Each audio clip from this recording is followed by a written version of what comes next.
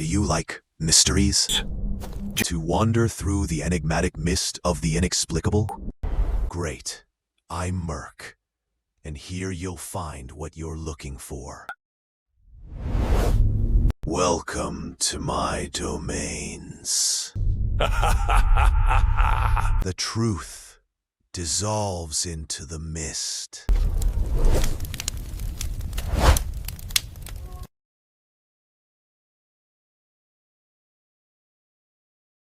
Okay.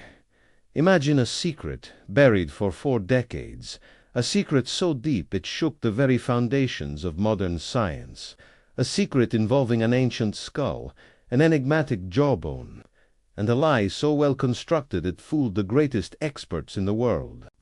Welcome to the case of the Piltdown Man, the fossil that became the greatest hoax in the history of anthropology, a fraud that took 40 years to unravel.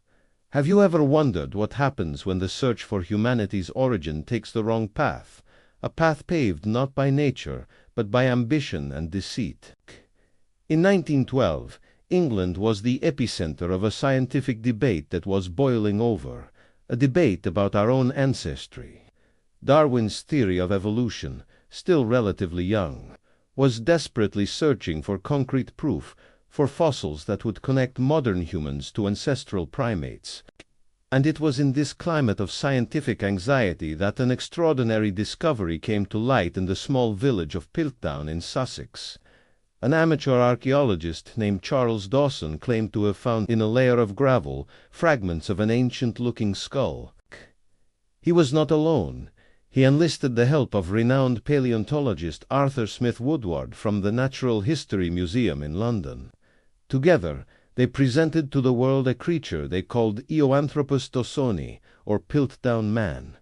What they exhibited was intriguing. It possessed a large brain case, surprisingly modern, but a jaw that vaguely resembled that of an ape. It seemed to be the missing link everyone was searching for. A being with a developed human brain but primitive traits. The perfect proof that human evolution had occurred on English soil. The public was amazed. The scientific community, with few exceptions, accepted the discovery with enthusiasm. After all, England now had its own illustrious ancestor, an answer to national pride and to the fundamental questions about who we are.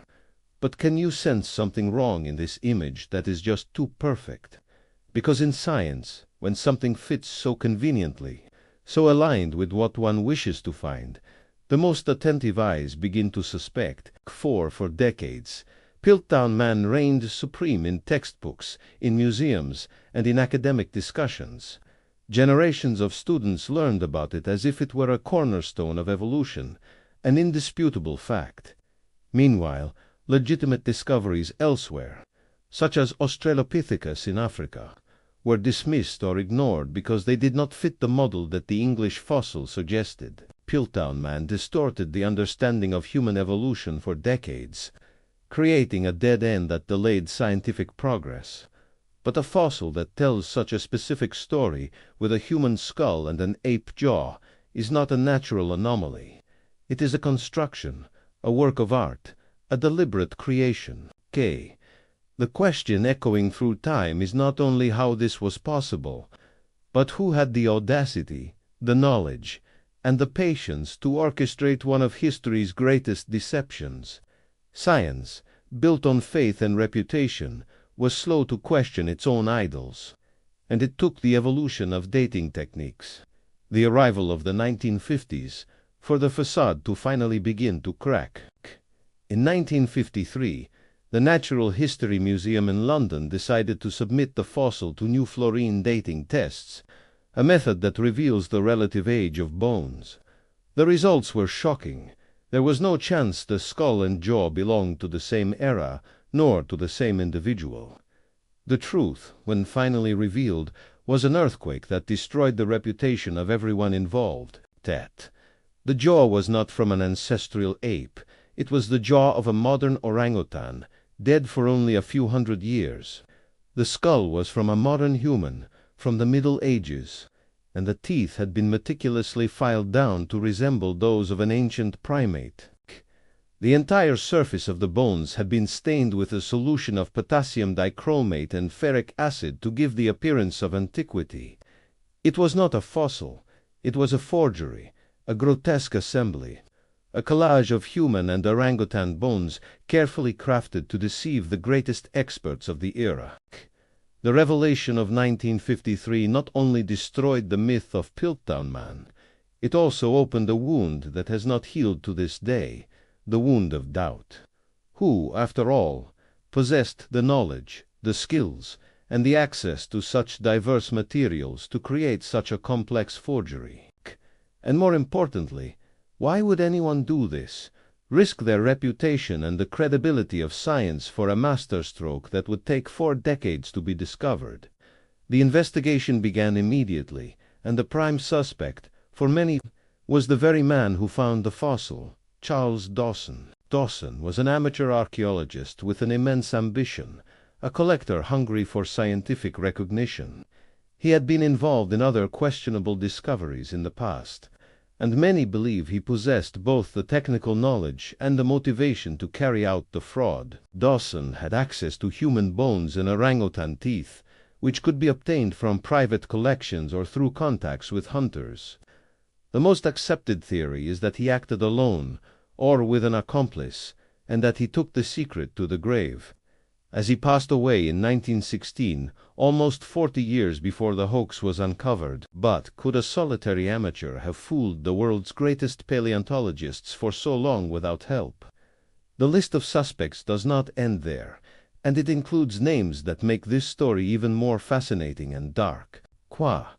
One of the most cited names is that of Pierre Teilhard de Chardin, a Jesuit priest and paleontologist, who at the time of the discovery was a young assistant and helped Dawson and Woodward with the excavations.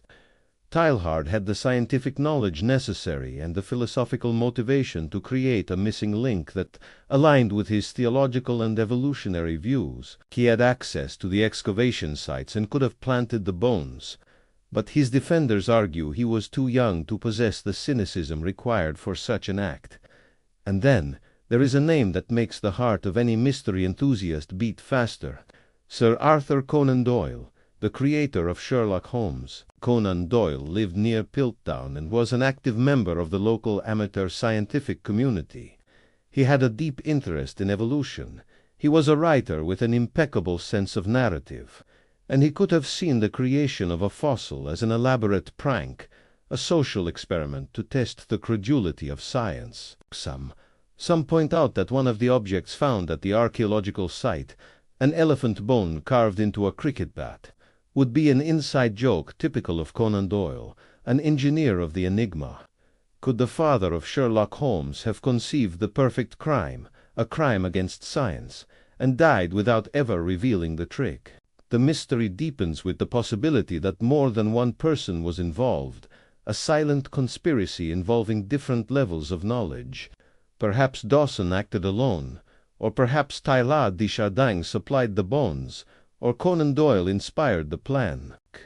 What makes the Piltdown case so disturbing is not just the fraud itself, but the fact that, over a century later, we still do not have a definitive answer. Every new archive opened, every modern forensic analysis of the remaining bones, only adds new layers of complexity, but never points to a single culprit. This case has become a symbol of human fallibility, a dark reminder that even science, that precision tool, can be blind when confronted with its own beliefs and vanities. Piltdown Man was not just a fossil, it was a mirror, reflecting the human desire to find a simple and glorious narrative for its own origin. Truth, when it finally emerged, not only exposed a lie, but also humiliated a generation of scientists who accepted the discovery without proper investigation. And you, what would you do if you discovered that one of the fundamental stories you learned as truth was, in fact, an elaborate hoax orchestrated by someone who will never be punished? The case remains open, an unsolved file, one of the greatest scientific hoaxes in history. Charles Dawson, Pierre Teilhard de Chardin, Sir Arthur Conan Doyle, each of them took their suspicions to the grave, and the secret of the true Piltdown forger died with them. But the legacy of the fraud remains alive, an eternal lesson about the danger of confirmation bias and about the need for constant doubt, even in the face of the most established truths. Science learned the hard way that the most dangerous skull is not that of an ancestral ape, but the one that refuses to question. The Piltdown Man was debunked, but the mystery of who created it continues to whisper through the corridors of time, an enigma without an answer. A reminder that sometimes the greatest darkness does not come from the distant past, but from the shadows of the human mind itself. Did you like this mystery? And what is your theory? Leave your thoughts in the comments.